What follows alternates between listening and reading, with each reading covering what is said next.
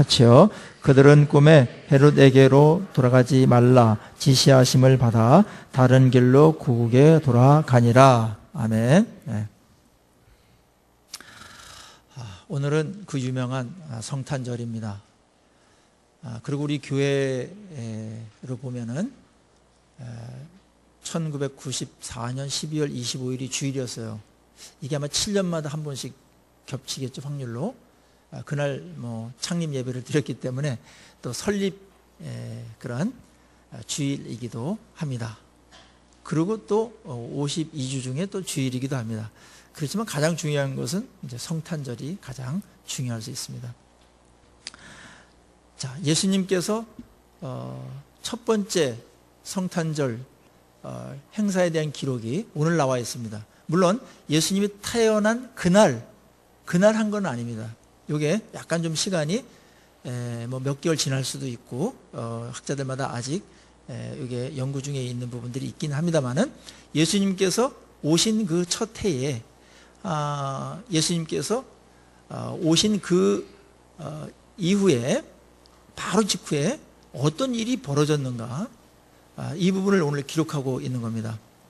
예수님께서 오신 것은 우리가 생각한 것보다도 훨씬 더 포괄적이고 엄청난 그런 일들을 한꺼번에 이루는 사건이었습니다. 그래서 천지창조만큼이나 예수님께서 오신 것은 인류에게 그만큼 큰 변혁을 가져다 주었습니다. 그래서 이것을 이해했던 인류는, 역사학자들은 예수님께서 오신 날을 기점으로 해서, 그 해를 기점으로 해서 BC, Before Christ와 그 다음에 AD, 안노 도미니 이렇게 나눠가지고 예수님 탄생 전과 예수님 탄생 이후로다가 이렇게 나눠서 쓰게 될 정도로다가 예수님의 탄생은 전 인류가 이 부분에서는 인정하고 있는 겁니다. 그런데 예수님께서 탄생한 이 크리스마스를 일부 사람들만, 예수님이 오셨을 때도 일부 사람들만 이해하고 누렸습니다. 아주 극히 일부분. 오늘날도 마찬가지입니다. 오늘 예수님께서 오신 이 크리스마스 성탄의 그 중요함과 또 그런 의미들뿐만 아니라 우리에게 어떤 일들이 벌어졌는가, 어떤 이 일들이 우리에게 실제적으로 예수님께서 오시면서 일어났는가, 이거를 파악하는 것은 그분이 오셨을 때 일어난 그 현장, 그날 어떤 일이 벌어졌는가를 일단은 관찰해야 하고 탐색해야 됩니다. 그래야만 예수님께서 오신 게, 와, 이런 부분이 있었구나. 오늘 제가 말하는 거는 한 부분입니다만은 오늘 성경에서 이 부분을 굉장히 중요하게 조명하고 있어요. 그래서 그 성경 기자가 성령에 감동되어 가지고 이 사건을 기록하게 했을 때 그 의미가 뭔지, 우리가 거기서 받아야 될, 도전받아야 될 그 메시지가 어떤 것인지 오늘 본문에서 우리가 같이 발견하고 예수님의 오신 그 놀라운 이 크리스마스를 더 의미 있게 만들고 주님께 영광을 돌리고자 하는 것입니다. 자, 오늘 예수님께서 오신 그 시대적인 배경은 헤롯 왕 때입니다. 헤롯 왕 때에 왔다. 그래서 1절에 그렇게 써있죠? 헤롯 왕 때에. 근데 이 말이 굉장히 중요해요. 이 배경이. 이 헤롯은 초대 왕입니다. 그런데 이스라엘 사람은 아니었어요. 에돔 사람이었어요. 그러니까 이방인 출신이었기 때문에 유대 왕으로서의 그 다윗의 정통성, 이 다윗의 계열이어야 되거든요. 거기서 왕이 나온다 그랬으니까. 그러니까 이스라엘 백성들은 저거 정통성이 없다. 그래가지고 안 받아들이려고 그랬습니다. 이방인이니까. 유대인들은 또 이방인에 대해서는 또 아주 유별나게 또 싫어하거든요. 자존심도 상하는 일이기도 하고. 그래서 이 헤롯 왕은 유대인들의 환심을 사기 위해서 어떤 일 합니까? 성전을 지어줍니다. 어마어마한 그 헤롯 대성전을 그래서 짓기 시작하는 겁니다. 하나님을 경배하거나 하나님을 위해서 그런 게 아니었습니다. 신앙심 때문에 그런 게 아니라 자기의 권력을 더 유지하기 위해서 그렇게 한 겁니다. 그리고 로마의 또 이 그 원로 회의에서 인준을 받아가지고 이제 왕이 된 거니까 또 로마의 편을 또 잘 들어야 돼요. 그 사이에 끼어 있는 겁니다. 로마 사람들한테 잘못 보이면 잘리니까. 그래서 왕에 대한 집착이 대단했는데, 그래서 로마 사람들에게 잘 보이기 위해서 로마 신전을 또 만들기도 했습니다. 그러니까 유대인은 유일신인데 뭐 성전 지어준 것까지 좋은데 또 뭐 다른 또 뭐 신전을 짓고 또 자기네들을 지배하고 있는 미워하는 로마 사람들의 또 친로마 편에 있기 때문에 유대인들로부터 좋은 인상을 받지 못했고요. 유대의회였던 사내들인 의회로부터도 그렇게 신뢰를 받지 못했습니다. 물론 헤롯은 굉장히 노력을 했어요. 왕권을 위해서.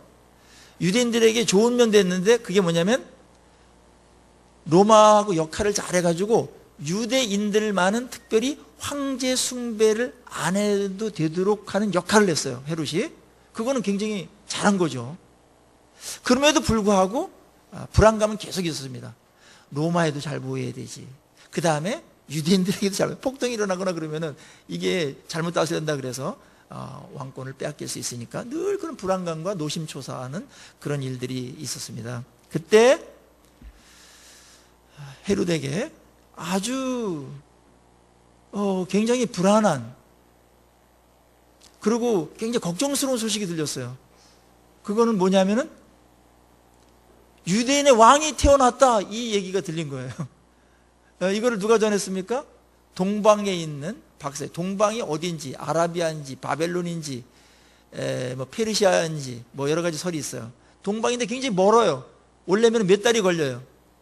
거기서 온 그 점성술자였습니다. 점성술, 이렇게 별을 보고서 이렇게 뭐 하는 그런 자들이 계시를 받고서 그 별을 따라서 온 거예요.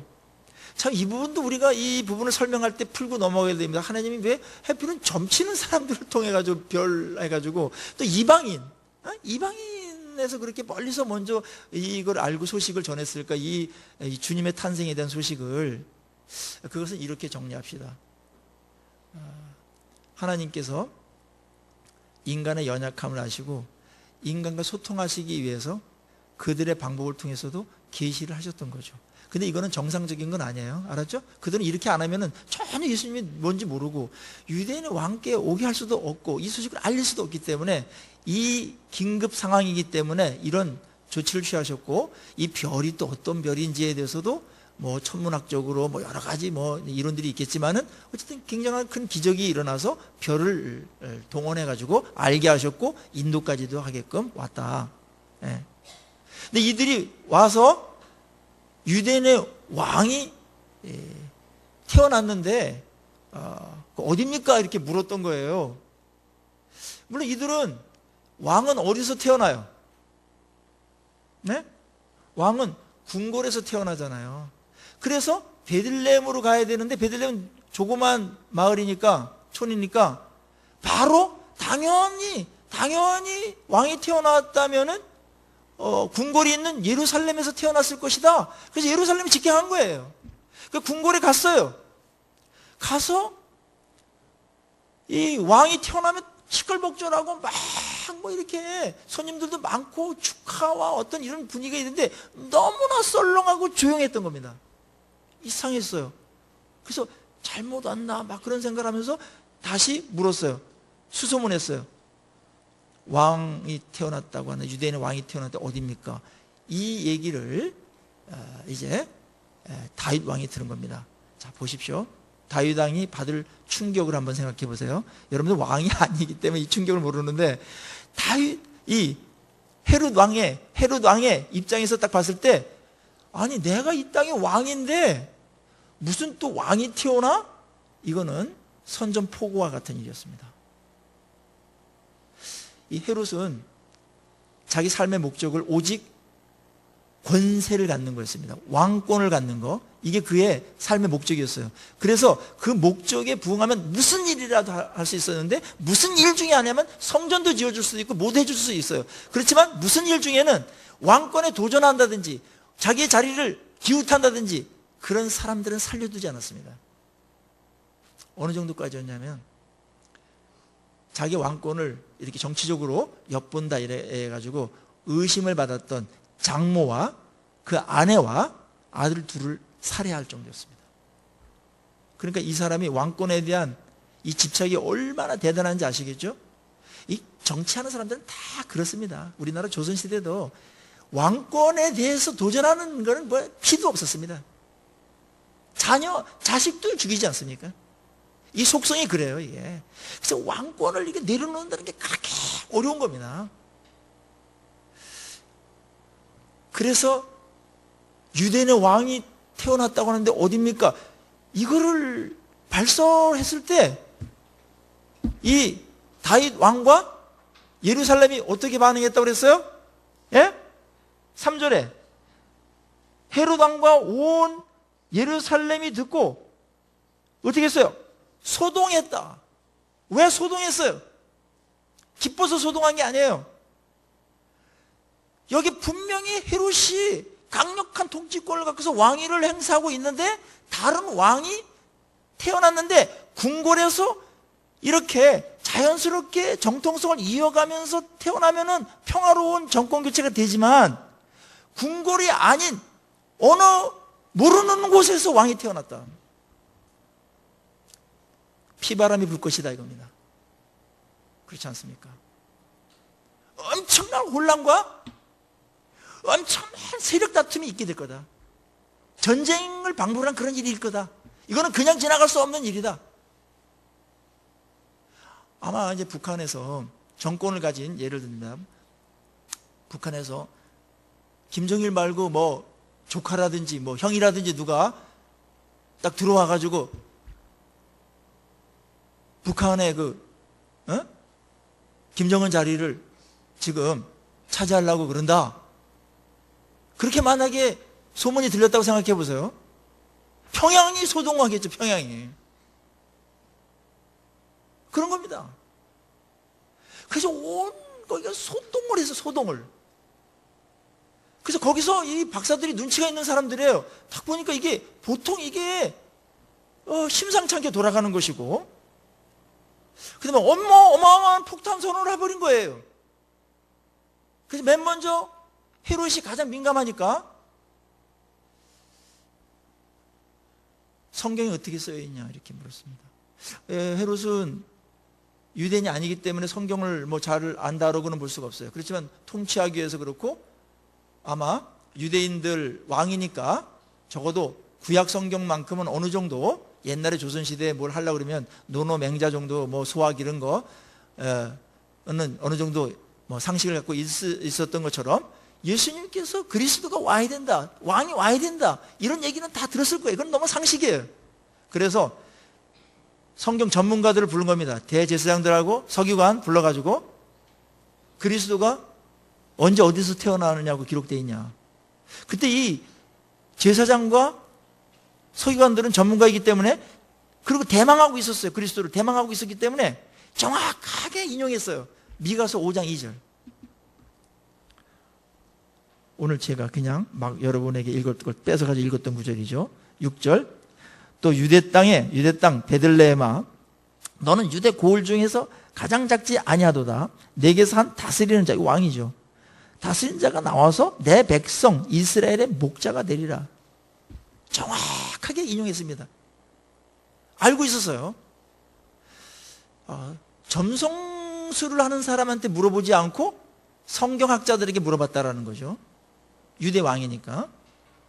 그리고 그것 갖고 이제 딱 확인이 되니까 마음에 더 불안감과 두려움과 분노가 막 끓었죠. 그걸 억지로 누르면서 헤롯은 그 왕이 태어날 것이라고 하는 유대인의 왕, 자기 자리입니다. 그 왕이 태어날 것이라고 소식을 전한 그 박사들을 부릅니다. 가만히 불러가지고 너희들 베들레헴으로 가가지고, 이제 베들레헴 태어난 거 알았으니까 가가지고 그분이 어디 계신지, 어떻게 거기에 계신지, 장소가 어디면 어떻게 계신지를 나한테 돌아와가지고 자세히 말해줘라. 나도 그에게 경배해야 되지 않겠냐. 거짓이었습니다. 아주 무서운 음모였고, 그거를 알려주면은 어떤 일이 벌어질 것 같아요? 에? 군사를 동원해가지고 당장 쳐들어가서 그 예수 그리스도 아이를 죽일 거고 살해할 거고, 그 다음에 이 일을 발설한 동방의 박사들도 살해당했을 겁니다. 그래서 12절에 꿈이 나타나가지고 11절 꿈이 나타나서 너희들 글로 돌아가지 말아라. 매우 위험하다. 그래가지고 하나님께서 그 헤롯의 이 음모를 사실은 아주 숲으로 돌아가게 만듭니다. 헤롯은 자신이 있었어요. 지금 성질 같아가지고는 당장 쳐들어가가지고 다 죽이고 싶고 이런 그 영모를 발설한 이 동방 박사부터 다 죽이고 이럴 어떤 마음이었지만 딱 참고서 이걸 은밀하게 제거해야 되겠다. 그래서 이 박사들이 거기서 말할 것에 대해서 보고할 줄 알았어요. 보고 안 할 이유도 없고요. 여기 들어왔으니까 그렇게 됐던 겁니다. 이렇게 지금 아주 긴장감이 흐르고 있는 겁니다. 오늘 키워드는 유대인의 왕이에요. 왕. 자, 헤롯은 지금 그리스도가 온 것에 대해서 경배하러 가지 않았어요. 경배는커녕 완강하게 거부하면서 예수님을 죽이려고 지금 첫 번째 크리스마스를 그렇게 반응하고 있는 겁니다. 왜 성경은 다른 사람 얘기보다도 오늘 이 첫 번째 예수님이 오셨던 그 해에 왜 이 얘기를 여기에 성경에 이 얘기를 상세하게 기록하고 있는 것일까요? 왜 이런 악당 같은 헤롯 왕에 대한 기록을 여기에 많이 기록하고 있는 것일까요? 성탄에 대한 기록은 그렇게 길지 않습니다. 여기 가장 자세하게 나와 있어요. 왜 이 일들을 기록하고 있는 것일까요? 성령의 의도는 뭘까요? 헤롯 나쁜 놈이다. 그런 걸 그러겠습니까? 그게 아니고 예수님께서 이 땅에 오신 것은 환영하는 사람들도 있지만 대부분 거절하게 되는데 그 거절하는 사람들은 어떤 사람입니까? 세상에서 자기가 가장 중요하다고 생각하는 아주 이기적인 그런 사람들에게는 예수님이 사실은 거부될 수밖에 없다. 예수님 거부될 수밖에 없다. 그걸 내려놓은 사람만이 예수님을 맞이하고 영접할 수 있다. 조금 더 들어가면요. 사실은 예수님께서 이 땅에 오신 것은 평화를 주시러 왔지만 표면적으로는 선전포고였습니다. 무엇에 대한 선전포고였을까요? 왕권에 대한. 왕권에 대한. 이것은 자기 자신의 왕국을 세우려고 하는 인류 모든 사람의 전형이 헤롯으로 등장하고 있는 겁니다. 나의 주인은 나지 누구야? 이런 사람한테는 예수님이 배척당할 수밖에 없어요. 나의 왕국을 세우기 위해서 모든 게 돌아가야 되고 거기에 꿰맞춰야 되지. 누가 왕이야? 난 누구한테 다스림 받거나 누구한테 순종하거나 복종하는 거 싫어. 내가 다스리거나 내 맘대로 해야 되지. 이것이 인간이에요. 인간은 헤롯 왕자리에 있는 게 아니고 모든 인간은 자기 왕국을 위해서 애쓰고 헌신하고 그것에 어떤 장애가 되는 것들은 제거할 그런 아주 잔인할 정도의 그런 마음들을 다 갖고 있는 겁니다. 예수님은 이걸 파괴하러 오신 겁니다. 그게 성탄절입니다. 이게 죄입니다. 이게 죄성이에요. 잘 안 깨져요. 인류 모두가 앓고 있는 만성 질환이에요. 사망으로 가는. 예수님께서 이 땅에 오신 것은 그런 면에서 파격적입니다. 평화를 주시러 왔지만 그거를 받아들이는 사람, 자기 왕권을 내려놓고 예수님이 나의 왕이 되는 그런 사람들, 자신이 주인이 아니라 예수님이 나의 주인이 되고 삶의 주인 되고 구주가 되신 것을 실제적으로 자기를 포기하고 인정하는 사람들에게는 평화가 오고 거기에는 어마어마한 기쁨과 영광이 오지만 그렇지 않은 사람들에게는 두려움과 소동입니다. 그리고 애써 외면하고 싶은 겁니다. 예수님 뭐 좋긴 좋은데 뭐 이렇게 여기 있는 그 서기관들이나 이런 사람들 다 알고 있었어요. 그분을 대망하고 있었어요. 근데 경배 안 해요. 이들도 기득권에 있어가지고 세상과 죽고 하면서 거기까지는 싫다라는 걸 지식으로 알고 있고 이 정도로다가 그냥 적당히 거리를 두면서 그렇게 하자는 거예요. 이런 사람들도 교회 안에 많이 있을 수 있습니다. 이런 사람들을 뚫고서 들어오기 때문에 예수님의 탄생은 첫 번서부터 엄청난 세력으로부터 저항을 받습니다. 그게 첫 번째 크리스마스의 분위기였습니다. 오늘날은 어떤 식으로 크리스마스가 지금 분위기가 돌아가고 있습니까? 크리스마스 날 예수님이 빠져버리지 않았습니까? 백화점이고 뭐 어느 뭐 극장이고 뭐 어디고 다 뭐 그 크리스마스를 사용하지만 다 자기 왕국, 자기를 위해서 그렇게 이용하는 것뿐이에요. 예수님을 배척하고 있는 거예요. 알려고 하지 않아요. 왜냐하면 알면은 뭔가 도전이 되니까 뭔가 결정해야 돼요. 예수를 나의 왕으로 받아들이든지 아니면은 배척을 하든지 둘 중 하나지 뭐 중간은 없어요. 그래서 복음은 굉장히 이원론적입니다. 이분법적이에요. 받아들이든지 안 받아들이든지 중간은 없어요. 중간에 있는 건 안 받아들인 거예요. 오늘 헤롯과 같이 우리 모든 사람들은 자기의 왕국을 위해 살아갑니다. 일반적으로 살아갈 때 얼마나 철저한지 모릅니다. 그 영역을 침범하거나 그 왕권을 뭐 이렇게 내려놓으라든지 새로운 왕을 받아들이다든지 그분의 통치를 받아들이다, 이거 너무너무 싫어해요. 많은 사람들이 예수님에 대해서는 다 좋아합니다. 예수님 나쁜 분이라고 하는 건 없어요. 예수 믿는 사람들이 나쁜 사람들이 많지 예수님은 다 좋은 분이에요. 그런데 인류 스승까지만 그렇게 하세요. 그냥 인류 스승까지만 하시고 거기까지는 토론이 잘 돼요. 그러다 예수님이 우리의 구주다, 예수님이 우리의 왕이시다, 거기 들어가면은 말이 안 통하지 않습니까? 거절하고 있는 겁니다. 온몸으로 막습니다. 그렇게 돼 있어요. 그래서 예수님은 불편한 그런 요구를 우리에게 하세요. 내가 왕으로 왔는데 넌 어떻게 날 대하는 거냐. 엄청난 싸움입니다. 예수님께서 오신 것 자체가 어둠에 오셨어요. 빛으로. 빛과 어둠은 충돌할 수밖에 없어요. 그리고 사탄이 지배하는 세상에 왔어요. 예수님께서 우리를 구원하시러 오는 것은 전쟁이에요. 왜냐하면 포로로 잡혀 있는데 거기에 예수님께서 하늘로부터 침투에 들어가셔가지고 우리를 사탄의 올무에서 빼내는 거니까 그 싸움은 불가피합니다. 예수님의 오심은 그렇게 간단하지 않은 일이었어요. 그냥 단순히 고요한 밤 거룩한 밤 하면서 그렇게 지내는 한 부분이 있지만 그렇지만 그거보다 훨씬 더 긴장감과 엄청난 그런 소용돌이를 몰고 예수님께서 오신 겁니다. 여러분 어떻습니까? 성탄절을 맞이해서 여러분의 왕은 누구입니까? 여러분의 진정한 주인은 누구입니까? 여러분은 누구에 의해서 움직입니까? 예수님은 여러분에게 누구입니까? 성탄절 날 이거 물어야 돼요. 예수님은 나에게 누구입니까? 그냥 스승입니까? 좋은 종교적인 지도자입니까? 복 주시는 그런 분입니까? 물론 그런 부분이 없지 않아요. 그렇지만 예수님은 왕이기를 요구하십니다. 여러분의 왕이기를 받아들이지 않는 것은 다윗 땅에 포함되고 있는 것입니다.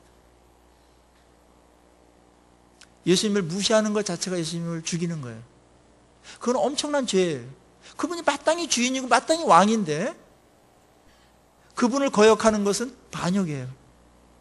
하늘나라의 입장에서 봐서는 반역이에요. 여러분은 반역의 이 자리에 혹시 서성거리고 있지 않습니까? 예수님을 나의 주로 왕으로 모시는 거에 대해서 그렇게 많은 시간이 필요하고 그 많은 주저함이 그렇게 필요합니까? 그분은 온 우주를 만든 분이에요. 온 세상의 주인이에요. 나를 이 땅에 보내신 분이에요. 그분은 마땅히 우리의 주인이세요. 그분은 나를 다스릴 그런 권리와 모든 이유를 갖고 계신 분이에요. 그분은 왕이십니다. 아멘입니까? 그분에게 정권을 넘기십시오. 받아들이셔야 됩니다. 이게 믿음입니다. 믿음은 그래서 자기의 왕권을 무너뜨리고 예수님을 나의 왕으로 삼는 것입니다. 내가 주인이 됐던 나의 삶의 그런 자리, 내 위치를 포기하고 예수님을 나의 주인으로 받아들이는 겁니다. 환영하는 겁니다. 어서 오십시오. 진짜 주인이 오셨군요. 환영합니다. 이러면서 나의 주인으로 예수님을 영접할 때 그때 어떤 일이 벌어집니까? 예수님께서 이 땅에 오셔서 주시고자 했던 그 모든 선한 선물들이 그대로 여러분에게 임하게 되는 것입니다. 첫째로 주님께서 우리에게 오셔서 해주실 일은 우리의 죄를 다 해결해 주는 겁니다. 우리의 죄를. 이것 때문에 모든 문제가 다 생긴 거니까. 그리고 죄로 말미암아 생겼던 모든 후유증들, 뭐 불안, 그 다음에 걱정, 뭐 병, 뭐 여러 가지 많습니다. 지옥 가는 거, 뭐 여러 가지가 많은데 인간관계 막 틀어지고 막 이런 것들, 허무하고 막 이런 거 헛되죠, 다 헛되죠.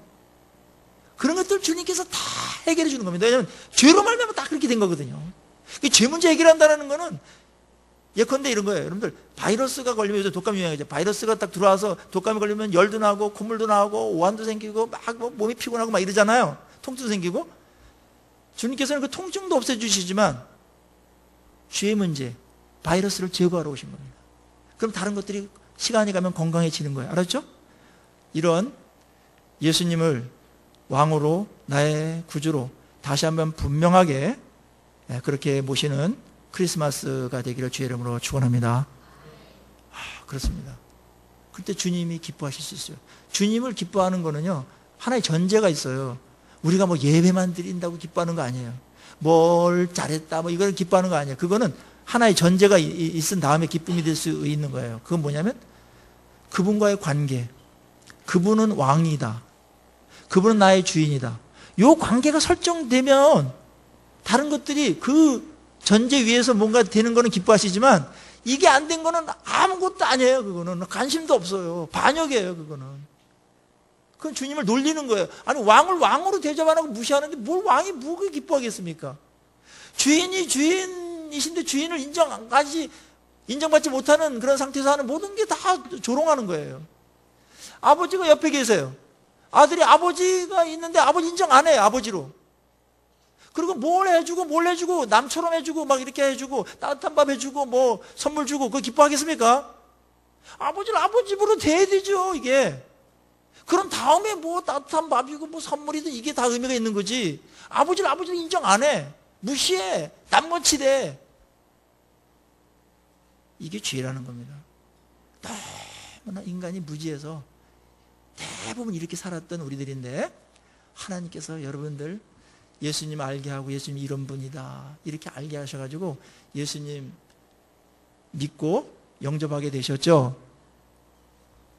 그게 기적이라는 거예요. 오늘 우리가 가장 이상한 대목 중에 하나가 이방인인데 어떻게 예수님을 왕으로 알아봤을까? 별을 동원했지 않습니까?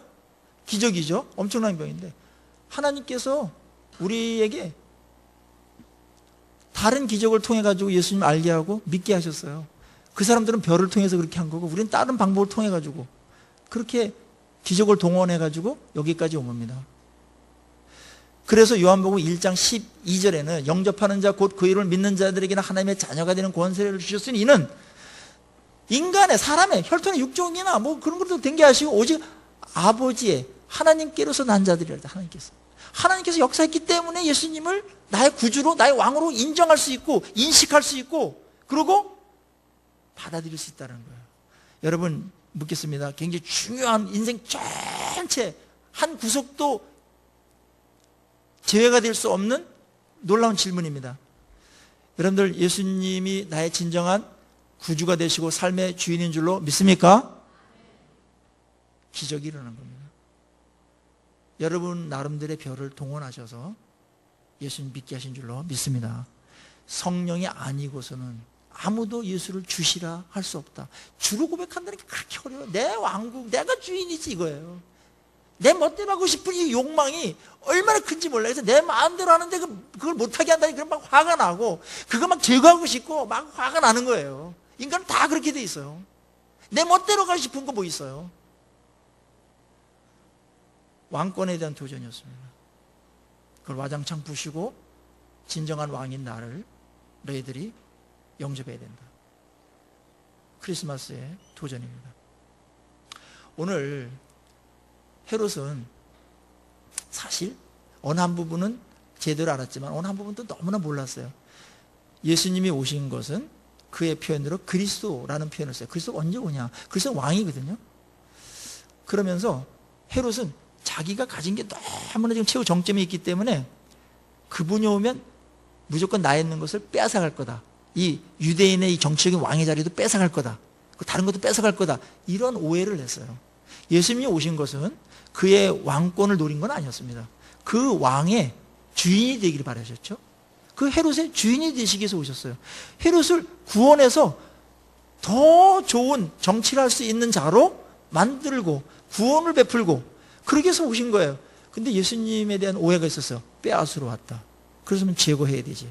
그래서 동방 박사들이 그 꿈에 하나님의 지시를 받은 대로 예루살렘 궁궐을 들리지 않고 바로 귀국해버리지 않습니까? 이 소식을 듣고서 이거 완전히 놓쳤네. 이래가지고 베들레헴 지역 2살 딱 기점을 해서 2살 이하는 다 살해해라 그래서 군인들 동원해가지고 다 죽이는 일이 벌어졌습니다. 오해였어요.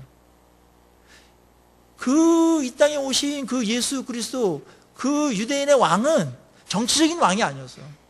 하나님 나라의 왕이었고 우리 삶의 주인으로서 구원의 주로서 이 모든 것들을 다 그 권세와 능력과 사랑으로 해결할 그런 분이었어요.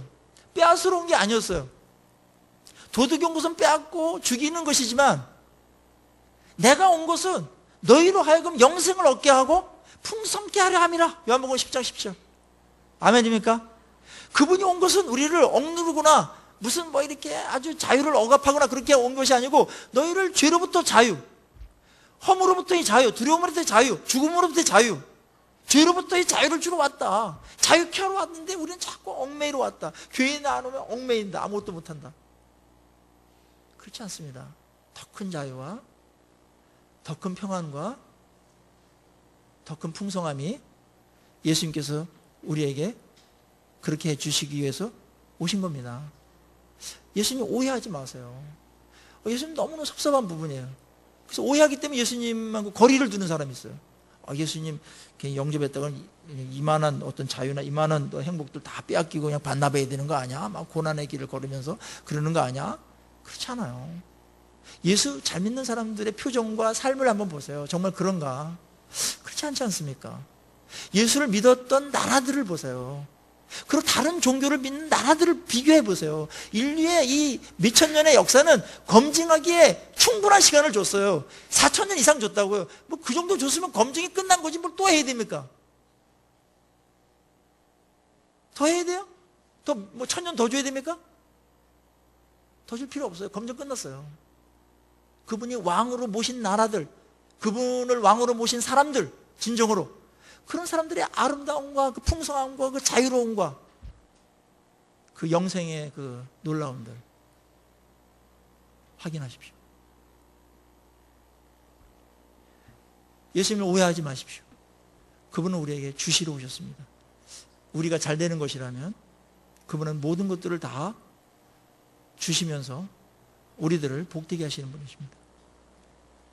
최고의 복은 일단 우리가 상태가 죄에 빠져 있고 죄 문제가 해결 안 되고 그래서 이것 때문에 막 모든 게 다 얽히고 막 있고 불행이 있기 때문에 결말도 이게 지옥이기 때문에 여기서 빼내는 게 일단 가장 중요해요. 그래서 예수라는 말이 우리 그 1장 21절에도 그렇게 돼 있잖아. 아들을 낳으리니 이름을 예수라 하라. 예수라는 이름 안에 예수님께서 오신 목적이 그 안에 들어가 있어요. 함축되어 있어요. 어떤 겁니까? 이는 그가 자기 백성을 그들의 죄에서 구원할 자이심이라. 자기 백성을 그 죄에서 구원할 자이십니다. 오늘 예수님께서 우리에게 오신 것은 우리에게 왕이 되기 위해서 오셨습니다. 우리가 왕 되고 우리가 주가 되면 자유로운 것 같지만 망해버려요. 허무해요. 되는 게 없어요. 당장은 좋은 것 같지만 그건 안 되게 돼 있어요. 그래서 그분이 우리에게 왕으로 오신 것이고 그분이 우리에게 왕으로 오신 것은 군림하러 오신 것이 아니고 우리를 자유케 하고 우리에게 구원을 베푸시고 풍성케 하러 오신 것입니다. 이 예수를 나의 구주와 나의 왕으로 다시 한번 이 성탄절에 그분을 모셔드리십시다. 아멘입니까? 예.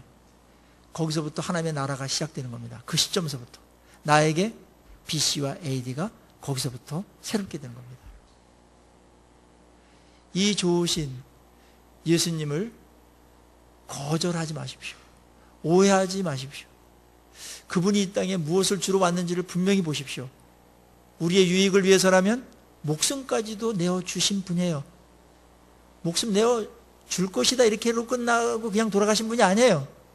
진짜 이 땅에 오실 때부터 이 백성들 구원해내고 이 백성들이, 이 사람들이 나를 왕으로 주로 그렇게 모셔드리면 내가 목숨을 던져서라도 내가 그들의 진정한 주가 되고 진정한 내가 왕이 되겠다. 그렇게 해서 그렇게 사시지 않습니까? 오늘 주님으로 인해서 받은 은혜가 우리한테 많을 텐데 오늘 이 시간에 다시 한번 더 분명하게 예수님을 나의 주로 그렇게 인정하시고 모시고 사시고 또 나의 왕으로 그렇게 모시고 사심으로 그분을 영화롭게 하시고 그분의 말씀 따라서 여러분들이 죄로 말미암아 무너지고 깨지고 얼그러졌던 것들이 회복되어지는 역사가 계속 일어나기를 주의 이름으로 축원합니다. 자, 우리 같이 기도하십시오.